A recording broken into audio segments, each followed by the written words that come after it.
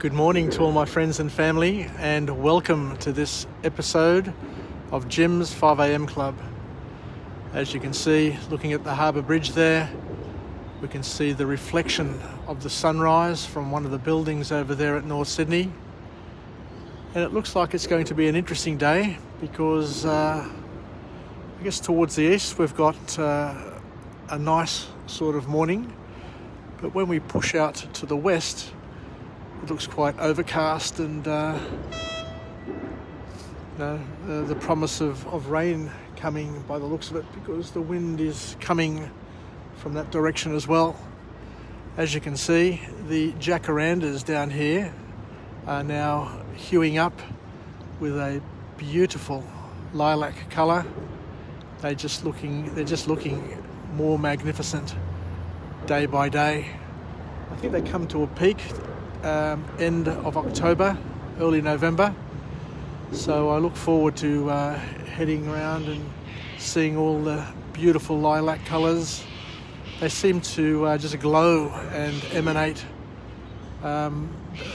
tremendous beauty, and it's very characteristic of the Sydney horizon and landscape. Anyway, what I'm going to do today is take you on another journey. We're going to do a book summary entitled The Genius of Dogs. It's a little bit different to the book summaries that we normally do, but it's a book authored by a fellow called Brian Hare, and we'll get a bit of a feel for how smart dogs are and how they've changed our lives. The interaction of dogs and humans has stood the test of time, so to speak. I'm also interested to see that down here we've got this little crane.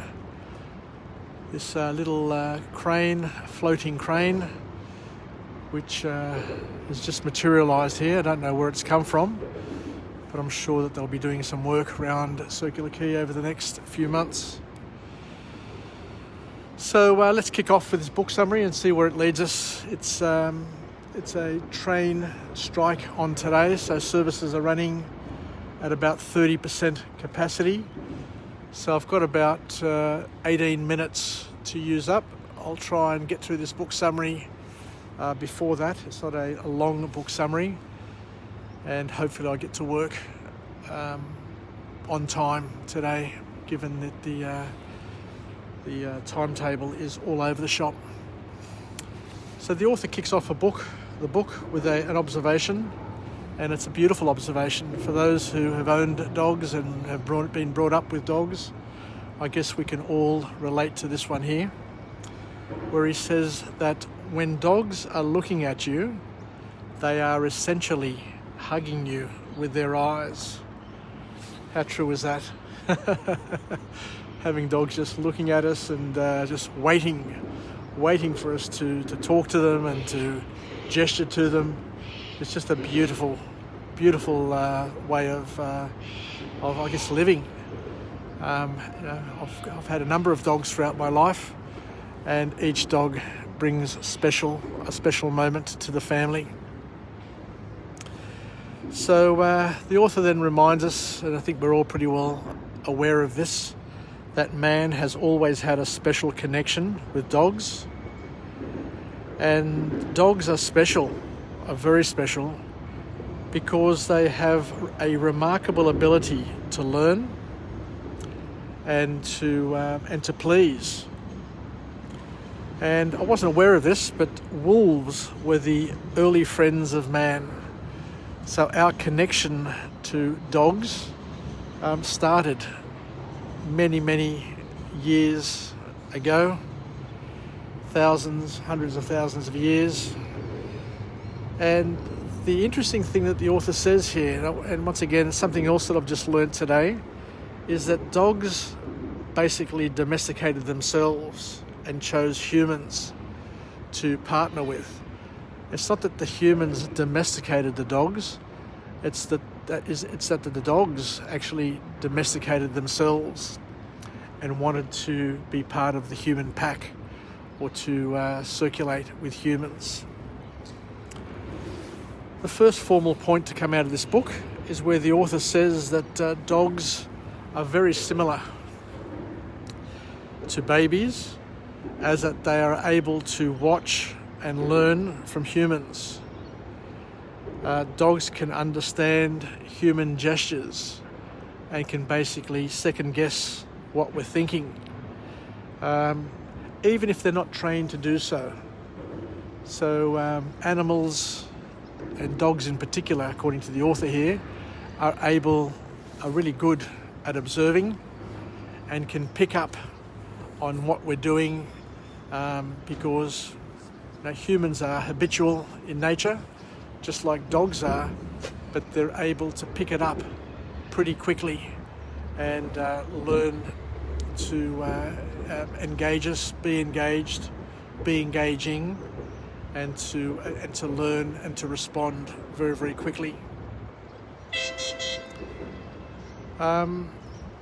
And the author then goes on to say that dogs have learned social skills, they've learned to be tolerant, and they've also learned to be approachable. So those three key skills, those three skills that come naturally to dogs, are also the skills and habits that humans have. So we've got a lot of things in common, which I guess makes it easy for us to cohabitate and to enjoy and love each other's company. And it's no doubt, it comes as no surprise that dogs are the most popular pet in the world.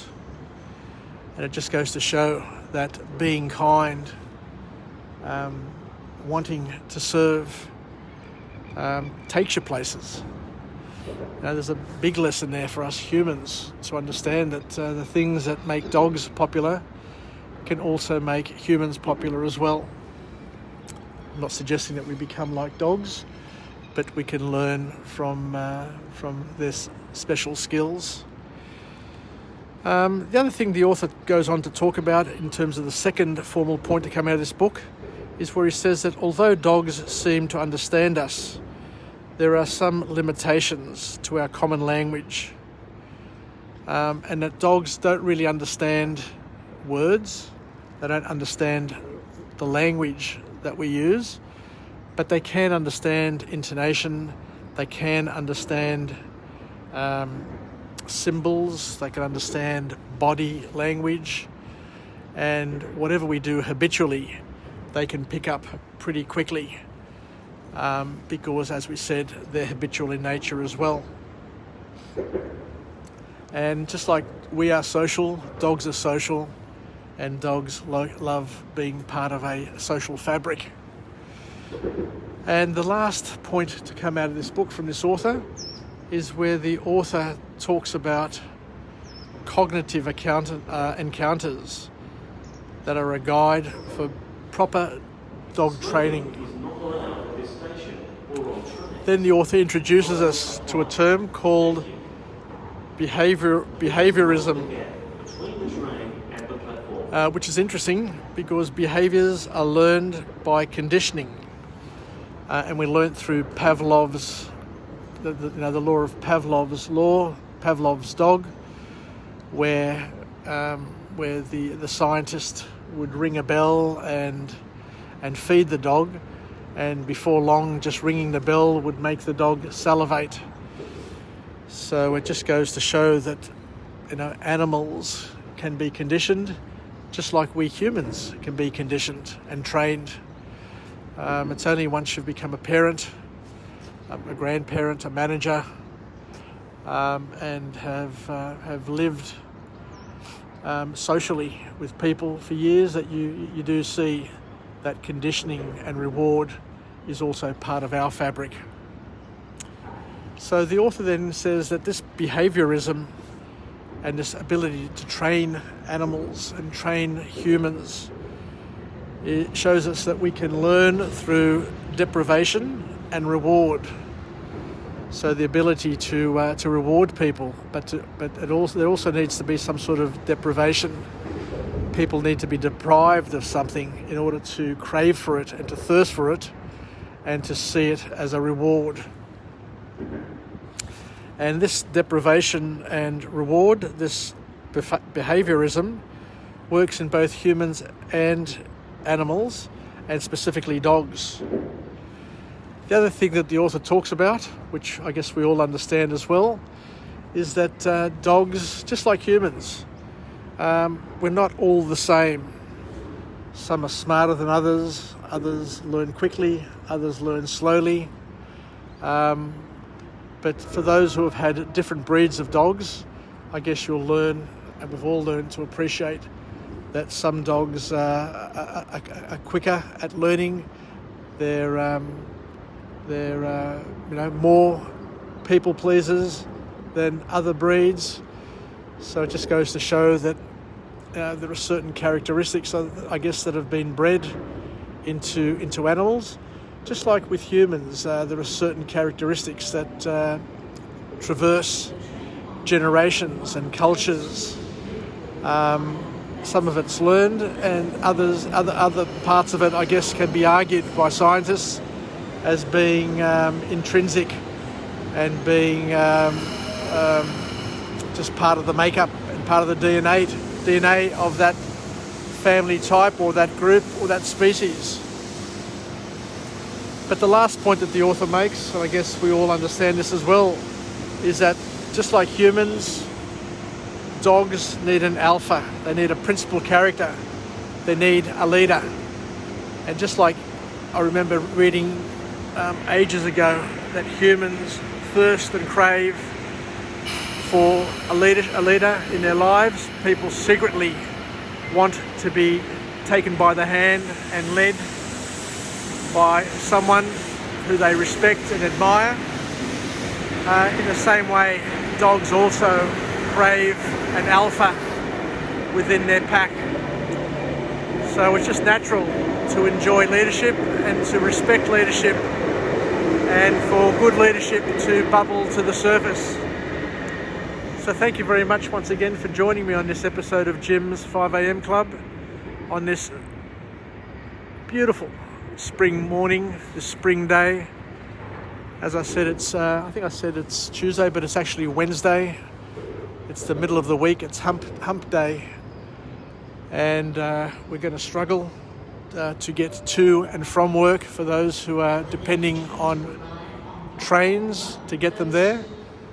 But I guess with a bit of patience, the service is running at 30% capacity. We'll get there at some point, but it won't be as frequent as what it's been at other days throughout the week. So I look forward to coming to you again from a different location with a different message of empowerment, where we can leverage of each other, where we can be partners in each other's growth and development, and we can live, learn, and pass it on. So thank you once again, and we'll chat again. This is James signing off from Circular Quay train station, and as I say time and time again, where else in the world can you get off a train and be in a public space which has and can present this masterpiece of a view known as Sydney Harbour, Circular Quay. Anyway, enjoy it and make the most of it while you can. And happy Wednesday to everybody. Bye for now.